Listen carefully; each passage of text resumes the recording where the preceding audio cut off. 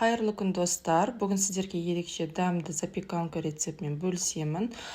Бұл рецептпен запеканка өте сочный, дәмді болып шығады.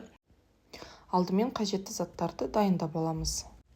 Сәбізді теркадан өткізсеңіздер де болады. Мен блендерден өткізе салдым, себебі маған солай ыңғайлы.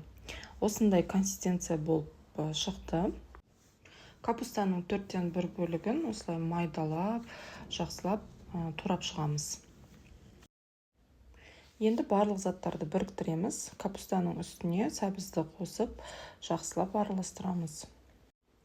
Енді үстіне тартылған етті қосамыз. Мен тауық етін алдым. Сиыр етін қоссаңыздар да болады. Ол да өте дәмді, сочный болып шығады.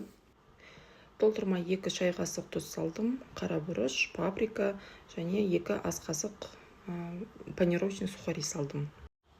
Үстіне 2 жұмыртқа салдым. Егер қатты қою болып жатса, тағы да 1 жұмыртқа қосып жіберсеңіздер болады. Жақсылап араластырамыз. Противеньге пергамент қағазын төсеп, жақсылап май жағып жібереміз.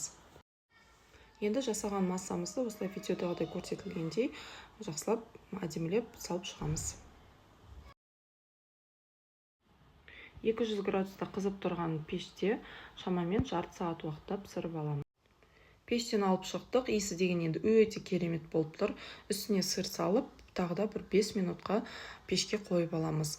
Сырды салсаңыздар болады, салмасаңыздар болады, өз еркілеріңіз, бірақ сырмен одан да өте дәмді болып шығады.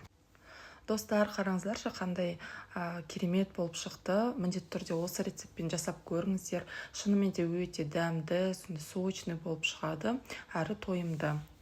Видеоны соңына дейін қарасаңыздар, лайк басып, комментарий жазып, қолдап кетіңіздер. Сіздермен болған Назым.